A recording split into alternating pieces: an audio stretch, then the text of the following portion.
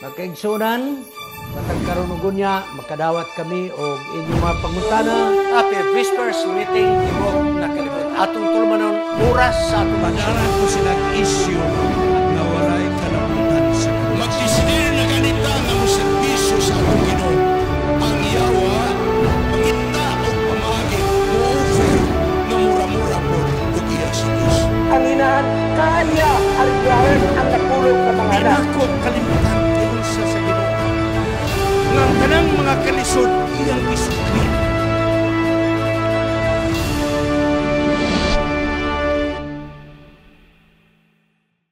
Greetings gikan sa S&S Media Ministry Cagayan de Oro City. Mga kaigsunan, hatagi sa akong higayon nga maminaw mo sa akong introduction. Ngano nga nahimugso kining akong giuluhan addendum of the muted portion of the necrological homily for the late Benji Mendez.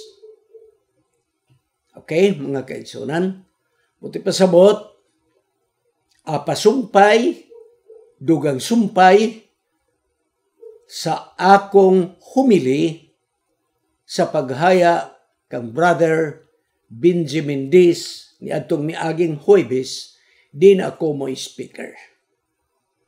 Dunay portion nga na-mute, gi-mute, or walang tuyo Dili na namo atong isyo. Itugyan tanan ang tanan sa Ginoo mga kaigsunan. So di na ito magkuti-kuti. Sagdahan na ito na. Apan gusto lang ko pasabot ka ninyo, the truth cannot be muted. I repeat, the truth cannot be muted. Pwede ako ma-mute di bisag kinsa kung to ako sa ilang nataran. Pero dinhi sa atong S&S Media Ministry, wa na kay makamute nato mga kaigsunan. The truth cannot be muted. Sama sa gingon sa usa ka leader sa civil rights sa Amerika, si Dr. Martin Luther King Jr. Nga nag-ingon siya, you can kill the dreamer, but not the dream. Apan ako mag-ingon kaninyo, iyan ang nasulti o gunya natabog yun. Namatay siya, pero ang iyang gidamgo, wag yun mamatay. Apan wa, tamangayon ni ana. So ako lang i-paraphrase ang gisulti ni Dr. Luther Martin King nga nag-ingon, you can kill the dreamer, but not the dream. Akong i-paraphrase. You can kill the dreamer. I repeat, I'm sorry. You cannot kill the dreamer if God does not allow it. But his dream could never die. Sigson, ato lang nangyampo. Nasamtang kini atong gisulti kaninyo ang proteksyon sa Ginoo. Maniakan ninyo o maniakan ako, labi na kanako. Wala ta kabalo kung akong kinabuhi is at stake. Wala ko kahibalo. Wala ko kahibalo kung doon ay masukon ini, wala ko kabalo. Apan ang ako lang giampo, God will protect me from any untoward incident or danger. Nga kunay mga tao nga manamas-tamas, ang Diyos magabadlong kaniya. Karon mo padayon ta. Dito sa portion mga kaigsunan, nagingon ako nga kung makadawat kamo og hulga sa kamatayon, ayaw ninyo ni ipakibawala. Ayaw. Just proactive. Ayaw yun na ninyo. Kay personally, nahitabo ni sa ako in line of my leadership. Di na ako madetalye. Out of the blue, May tao nga, wala ko pabuta, biabot sa akong opisina. Sige, hikap sa iyang bukto sa pastor. Nang nibaw ta akong balihibo. Nga naman, abi man ako siya may problema. The pastor, help me nga di ko ma-identify. Okay? Unsa man na? Pastor, ni ako tungod kay, ayaw kong pagunta na asa ko nagkakog informasyon. Pero legitimate ni nga information. Na ay tao nga gusto ka ipapatay. Ang killer napadala na. Nakuha na kag mapping asa ka mo adto sa imong balay, paingon sa opisina, asa ka mo sulod, etc. Nakuha na kag mapping. Pero paghibalo nga pastor ka, may atras ang tao. Tungod ini mga kaigsunan, wala nin nako gipalabay. Nangita akong pamaagi. Nga dunay magbantay ka nako mga kaigsunan. Sunaan na nagbantay ka nako. Uban-uban ako. Dayong gi-orient ko mga kaigsunan sa government agency. Nga mauni ang imong buhaton aron imong mabantayan. Kung mabot ka sa imong balay, ayaw dahil ka naog. Tanawa ang palibot kung wabay ka katingadan nga tao. Then, nahitabo. Gikan ko sa lakaw ni atong Sabado. Walay taong balay. Akong asawa, nag-attend og seminar. Among kaubanan sa balay, wala mo uli. Kay tuwa si Baha, nagpatlak kauban sa mga batanon. May tao nga akong natingadan. Naginusara dito sa unahan, sa balay. Na may pa'y nagpasilong sa bayabas. Gihulat na ko nga muhawa ang tao. Apanuwa aming muhawa. Taod, may motorsiklo nga akong nadungog. Gitanaw ako side mirror. Gi-orient na ko sa government agency. Nga kung usara walay nag-backride, walay problema. Pagtanaw na ako, walay nag-backride. So relax ko. Apan ang tao nga nagmotor, di tumihunong sa tao nga nagpasilong sa bayabas. Ang akong interpretation, nga katong niabot sa motor tagbalay, busa gihulat na ako nga musulod sila sa balay. Wagyod musulod sa balay. Pila na kaminutos. Sumurag nagduda na ko, may problema ni. Nya alang-alang manigsol nga muagi ko dito, wa man ko'y magian. Kung atras po ko, nabalaka ko basig unsay mahitabo na ko. Sa akong gimo na naog kong dali-dali dayon, akong gikuot ang bolt lock sa gate kay aron ko musulod. Pero mga kaigsunon, dunay impresyon. Murag na inihunghong na ko. Lingi sa imong wala. Paglingi na ko sa wala. Ang tao dito nga namaypay mga kaigsunon. Nga naapod ang motor nga nag-istambay. Doon na sa akong tapad.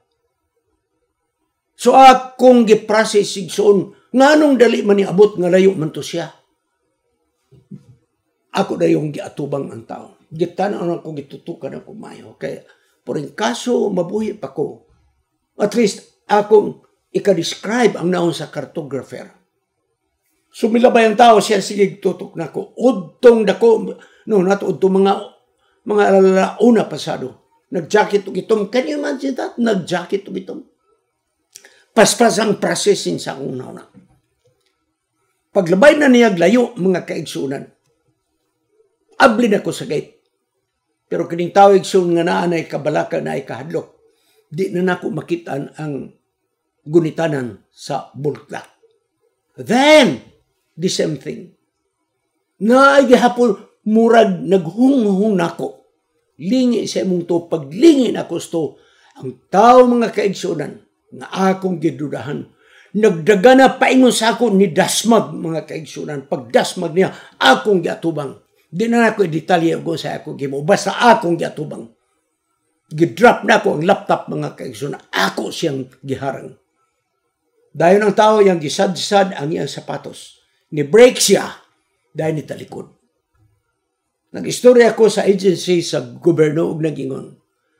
Kadto dili to bala ang ipatay nimo. Liputon ka, gaksun ka, dayon abison ang imong liog. Pagkitabo niya ito mga kaigsunan, diretso ko sa balay sulod, naghilak ko nga ako rasa, naging ko, Lord, kung wa ako ni mo gi-spare, wa ako ni mo bantay, gihaya na ko karon. Mao na igsoon nga naging kung makadawat gani mo mga pasidan, don't take it lightly. Pero unsa may nahitabo. Nakadungog ko sa gi-interview, og nangutana ang nag-interview, Sir, wala ba din mo makadawat og death threat? Unsa gitubag? Naaman pero wa lang turamo gimahin kay wa man may magtuo nga makaako gyud buhat. You see? Sunod. Nag-gather na kong information. May tao related sa maong nag-surrender nga matud pa gidudahan na to nga mao'y nagpatay. Pero ni surrender. Related. Either by blood or affinity. Nagingon sa pastor, Pastor, pagbantay giya, baya mo, kay suhito ko ng tawhana, mupatay baya yun na. Pero sa'yo gitubag sa mong pastor. Ato lang nang iampo, sagdahilan na, ang mupatay, sagdahilan na. Did not take it lightly. They take it lightly. Nganong wala reinforce ang security guard? Magampo man ta. Magampo ba kita? Pero kinahanglan, tabangan na to ang atong kaugalingon, mga kaigsunan. So karon, ang mikaylap sa tibok kalibutan, ang kadtong interview nga naa sa social media, sa mga taong nagisuspitsuhan nga mo'y kriminal. So ang tanan accusation, ang nagdumala sa atong buhat. It appears nga siya good boy. Unya ang nasa buhat mo'y bad boys. Kita mo na mga kaigsunan. Ang ako unta to, tubagon ng tato, porto punto, abogado mo'y patubang. Wala man. Unya, natay advisory letter gipadala sa atong mga leaders. Pero akong gibasa, wala matubag ang false accusation. It was a pastoral letter. Ato lang ang iyampo, mag-inampo ay lang ta mga kaigsuunan, it's a pastoral letter. So mga kaigsuunan, ang administration sa mong buhatan, utangan o explanation sa mga katawhan sa simbahan. We are the taxpayers, so to speak. Kung maglikay tag mga legal impediment, abogado ang atong pasulaton. Dili ta mo ingon nga mao ni mo na mangita tag pamaagi, mga kaigsunan. Pila rin pag-ingon, well, kadang nag-surrender karon nga mo'y gituuhan nga mao ang nagpatay. Gidismiss na sa trabaho. Tungod kay dunay kwarta nga dako kayo nga iyang na-withdraw. Nga di niya ma-justify sa iyang expense report. Kasayon na rin ana. Wa man na legal implication. Ha? Muna hinungdan nga siya gidismiss. Apan ako mag-ingon kaninyo, wala siya daog-daoga. Kasayon na nga pagkatubag. Pero wa man tubaga. So nga kaigsunan ng hitabo, ang false information mo'y nakahatag og false interpretation even sa atong mga kaigsunan. Igsoon, hatagan talamog duha ka mga comment nga gipadala, ang usa gipadala sa ako sa personal message. Naging siya, Pastor, nga naman nga tulo naman katuig ang pagtrabaho nga wa man ma-regular. So nag-explain na po ko. Nga naman man hatang ang isa-isa, etc. Nitubag na po ko. So iyang nakita nga just kayo ang gibuhat sa atong administrators. Aparigson ang bugat aniya. Ako yung basahon sa inyong atubangan kay di ko gusto nga inyo kong pasanginlan nga naghukus-pukus ta diri mga kaigsunan. Ano ya? Social media niya, itago lang na ako ang ngalan kay amigo ba po din ako. Ako respetuhan ang iyang opinion. So nagpadala kong message kaniya, nag-iwong ko, higala, hinahinay lang. There are two sides of the coin. And the story has two sides also. Kung gusto ka mahibalo sa other side, pwede ba manawag ka na ako? O salamat. Nga rin siya, mutawag na siya o ka makikita siya na ako. Ako ang proteksyonan ang pangalan. Apat, gusto na ako basahon word for word ang maong niyang gipost. Dili niya sa ako. Gipost niya sa platform. Naging siya ka ng imong gibuhat nga taga-conference. Ako nanganlan. Abista boy, weakening na sa SDA sa conference leaders o union leaders sa CDO chapters.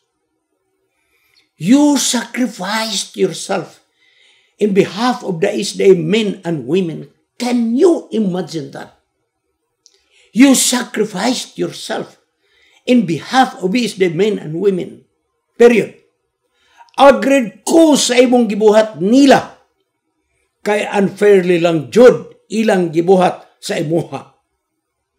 Dapat gi-reinstate ka nila sa conference sama sa ilang gi-reinstated ng ex-president ninyo nga gi-absorb sa union. Period. They are not practicing what they are preaching to lower or uyamot nga mga sabadista, especially itong mga farmers or laborers which are backbone of the SDA hierarchy.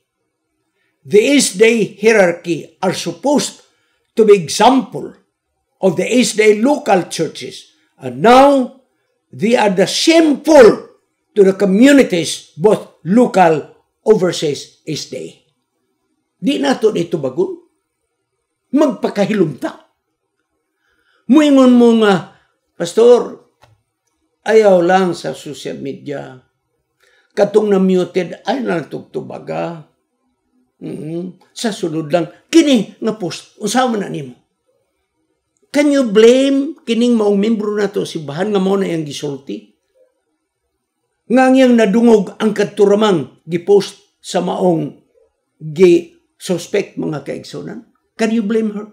Kini nga tao? Di na ito ma-blame. One side ang iyang nadungog. By the way, sa nagpost ko sa yes or no, kung sumpaya ako bang i-repeat ang katong na-muted, hundreds and hundreds of yes, na ay 5 nga nag-no with qualification. Kamong mga nag-no nga mga suod na akong higala, with due respect, akong hatagan pagtagad ang kadaghanan nga hangyo mga kaigsunan. I give attention ni ining maong naghangyo nga daghang kaayo.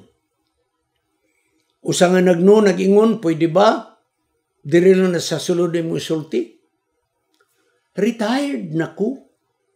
Pila ra may akong maabot? Gamay ra. Unsaon man ako, pag ato sa mga leaders, I don't have the capacity. Tawagon lugar na ko ang mga leaders dahil ang akong istorya. I cannot do that. Wala na.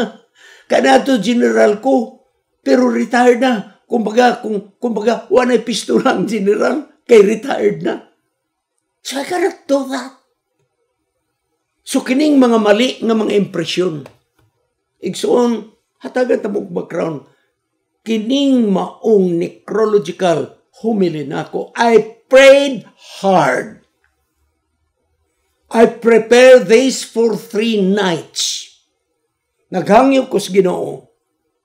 Kung supak sa imong kabubuton, give me an impression. Vision and dreams kung imong itugot. Ginubadlong ako. Kung imong itugot, itugot ni. Which I did, mga kaigsunan.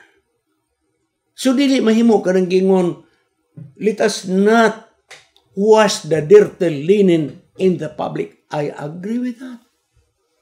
Pero where shall I wash? Pila ra may akong maabot. Ug di na ako gamiton sa funeral homily. Pila ra may akong maabot. Kaysa may leaders lugar nga akong adtuon. Wala ko'y naong mga kaigsunan nga magpatawag leaders. Wala. So igsoon, kato sampul ito na daghan mga kaigsunan. So naay nag-post, bago lang yun ni na disgrasya mga kaigsunan si Brother Benji. Naay nag-post sa ato pag yun ng mga organization calling for reconciliation and forgiveness. That is good. But please, not on the right time. The Min disease and the Vargases are bleeding sa ilang kasing-kasing. Don't say that. Aray mo sul bleeding, mga kaigsunan. It hurts me. It hurts me. This is the church that I love so much. I give my 36 years of service to this church. I give my life, my sweat, my tears, and even my blood for this church by the grace of God. Yes, justice and mercy. It's not only reconciliation and forgiveness, but there is justice and mercy. Mauna ang atong values as Christian. There is reconciliation. There is forgiveness, but don't forget, there is justice and mercy. Remember, God is God of justice and mercy.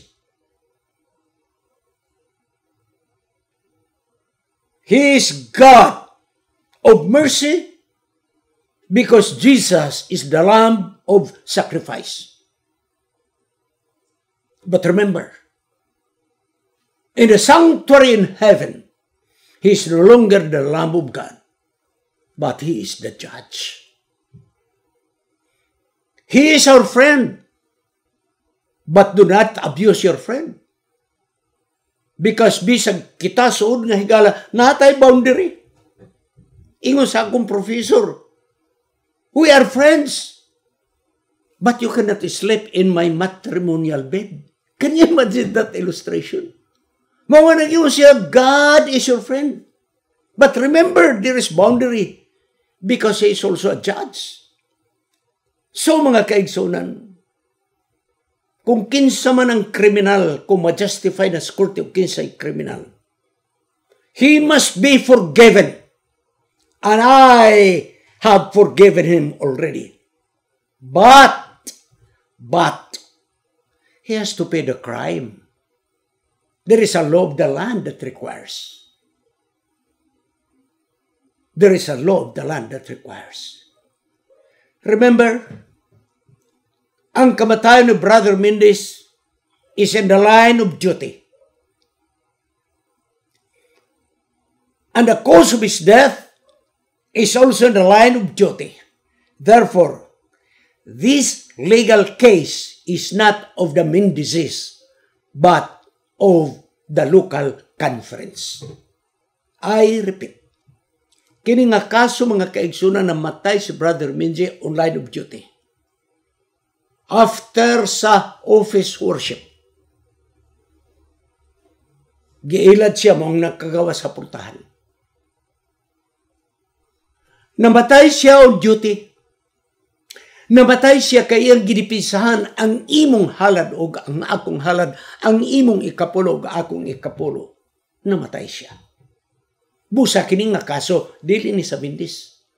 Kaso ni sa atong conference. Kaso ni sa tibok constituency, mga kaigsunan.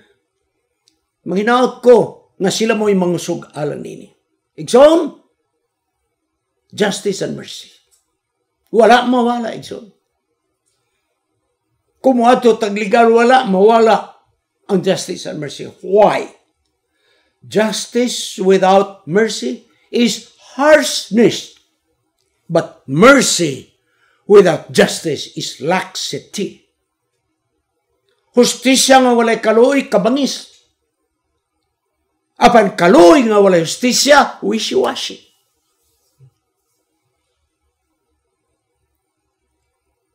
Ang kamatayon ni Brother Mendez is a very, very meaningful, very sad, but very meaningful.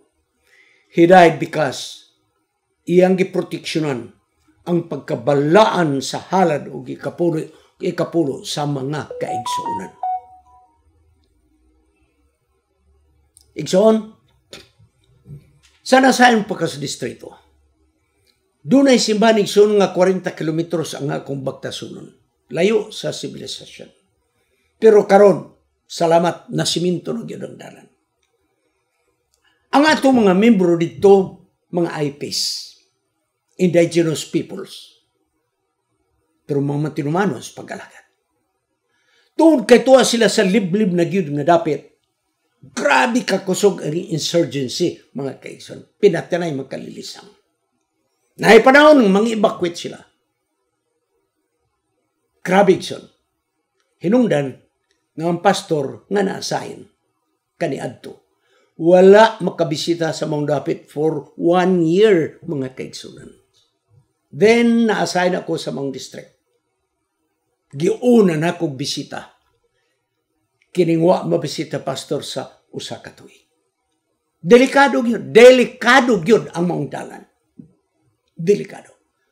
Di na lang ko isa-isa giunsan ako gabot. Diadto ko.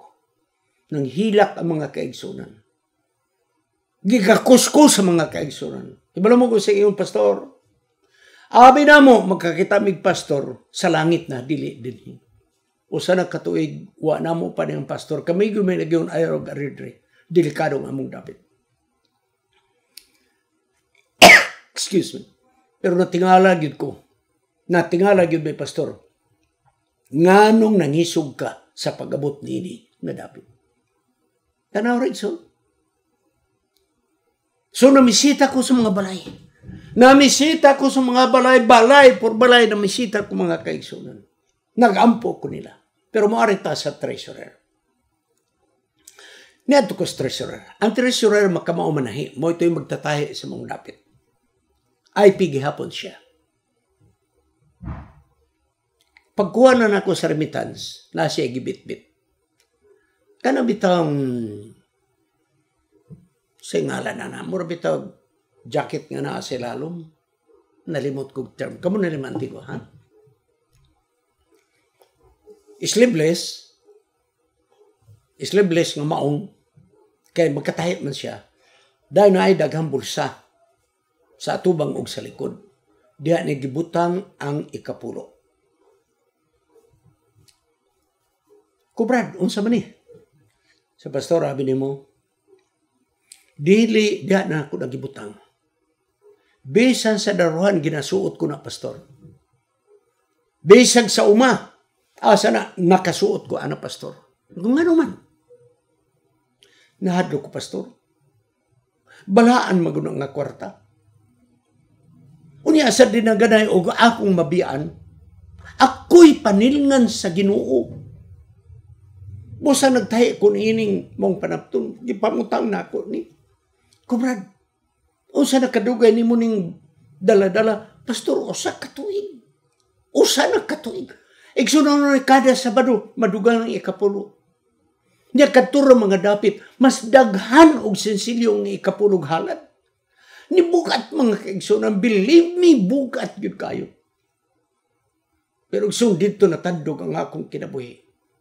Ngayon sa pastor, kung pananglit magdinaganay, kaya na may panong magdinaganay mi, kaya na ay mga alarm. Unya mabiyaan ako ni. Sa adlaw sa paghukom, ako ang mga tubang. Madaot ang akong kaluwasan. Igsoon, sa mubo niya nga pangagpas,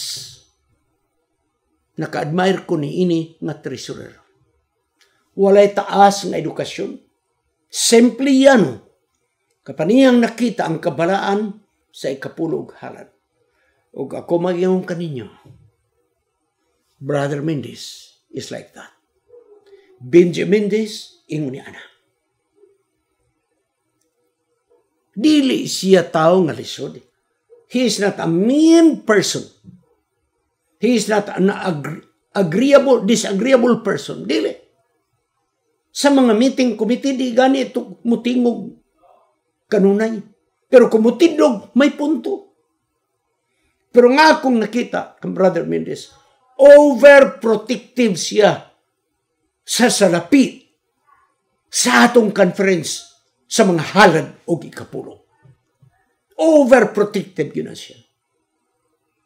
So ang tresurero nga akong ingon kaninyo, nga sa katuig dala-dala ang kabukat sa mga halad o ikapulo, mga kaigsunan. For 1 year, mga kaigsunan.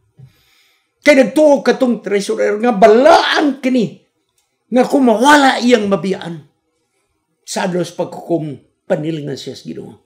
Mao ni ang gibati ni Brother Mendez. Namatay siya kaya ang giproteksyonan ang halad o kikapulo. Gikan sa singot sa mga yanong nga mga kaigsunan. Salapi sa inyong bulsa. Salapi gikan sa gamay ninyong kinitaan, giproteksyonan ni Brother Mendez. Salapi nga dagko nga inyong gihatag, giuli ang halad o gikapulo, giproteksyonan ni Brother Mendez. Matag audit mga kaigsunan. General Conference Auditing Service, GCAS, always unqualified ang iyang category. Meaning to say, walay mga questionable. He might be, yung butang na to, istrikto. Pero dili siya si istrikto sa ubang mga butang. May tungod na gani sa paninapi, istrikto gid siya. Susama siya sa ka-treasurer. Pero katong nga treasurer, walang mamatay. Si Brother Mendez namatay kay iyang iproteksyon. Dapat ato siyang pasidunggan, mga kaigsunan. Kining atong iglesia, mga kaigsunan. Nagkinahanglan taog daghang mga makfa, mga kaigsunan. Ako balikod. Kining atong iglesia, nagkinahanglan tag daghang mga makfa nga mobarug unsa ang tinuod. Without the makfa, dili mahunong kini nga akong naisgutan, mga kaigsunan, nga problema nga nagapasulabi sa atong mga kaigsunan o sa iglesia. Kini nga iglesia, kini nga conference, kini nga mission, kini nga union. Nagkinahanglan kinugdaghang mga Benji Mendezes nga true to life ang iyang pag-amping sa paninapi sa atong iglesia. Alang kaninyo nga mga talawan nga dili mo tingog sa komite nga mobawag sa dili maayo nga binuhatan. Abi ninyo, wa mo ilabot sa kamatayon, Brother Benji. You are a complicit of the crime. Kay kung unta napugnan pa katong dili mao nga practice, mga kaigsunan, di ni mahitabo. Kung kinsa man ang mga talawan nga naa sa atong administration, maghangyo ko ninyo. Get out from the administration. Get out from the directorship. Go back to the backward village district of the church. That is your place. You might get offended to me, but I'm doing this for the sanctity of the church.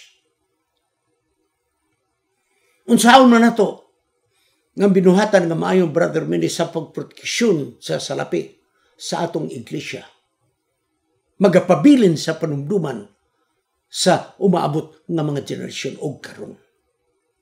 Adunay ko'y hangyo. And this is the end of my necrological homily. Ang akong hangyo, mga kaigsunan mo, naay bago natong simbahan diha sa Igpit. Naay bagong highway diha. Gikan sa terminal sa Bulwa, muguwa sa National Highway sa Igpit, going to Iligan. Na diha ang atong bagong opisina sa North Central Mindanao Conference. Na diha. Ug na diha ang pagkatahong nga simbahan. Gitawag ka na, igsoong mega church. Nakasimba ko diha kausa. Ang akong hangyo, I would like to appeal seriously.